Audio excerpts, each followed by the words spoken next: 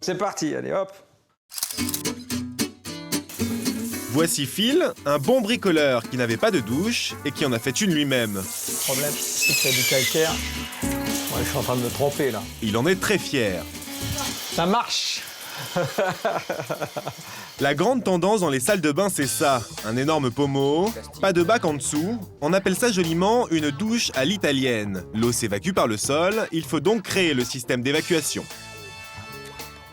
La première chose que j'ai fait des pentes ici. Donc j'ai fait le sol en béton, alors avec 4 pentes pour évacuer l'eau. Donc dans ce sens-là, comme ça. J'ai posé les tubes, la robinetterie, le mitigeur. Faut être un peu plombier, ouais. Faut savoir souder déjà. Après, j'ai goudronné tous les murs et le sol pour être étanche. L'étape suivante, j'ai carrelé avec des ardoises de toit. Ardoise de toit, goudron, ciment, Phil s'est débrouillé pour utiliser des matériaux pas chers. Il a dépensé au total 500 €. Et il lui a fallu une semaine pour installer les éléments principaux. Le plus difficile, ouais, c'est que tout ça soit hermétique à l'eau. Que l'eau reste bien et va en direction de la bonde. Je pense qu'après, je peux monter une entreprise. La douche, on peut la faire soi-même comme Phil, l'acheter toute faite, ou bien la créer sur mesure, parce qu'on y passe 4 minutes en moyenne chaque jour et qu'elle consomme 3 fois moins d'eau qu'un bain. Certains sont prêts à tout, la pluie tropicale, l'ordinateur de bord, le massage, le sauna ou encore la color-thérapie.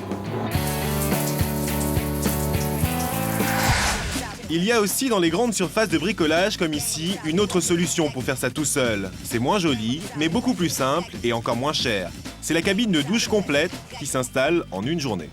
Alors, avec une porte pivotante, vraiment robinetterie classique, la cabine toute simple, à 239 €. Il y a tout ce qu'il faut pour se doucher et il n'y a pas de carrelage à poser. Il suffit de fixer les 4 parois en plastique et de brancher la cabine.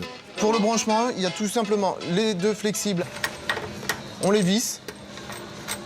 Une fois que c'est vissé correctement, on vient se raccorder sur la plomberie existante et le tour est joué. La grande question à ce prix-là, moins de 250 €, c'est de savoir si c'est vraiment solide.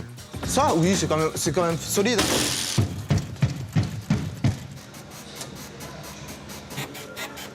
Ah, on peut y aller, hein. Même un joueur de rugby, il faut quand même qu'il y aille pour... Enfin, un bon coup d'épaule, il y arriverait, mais bon.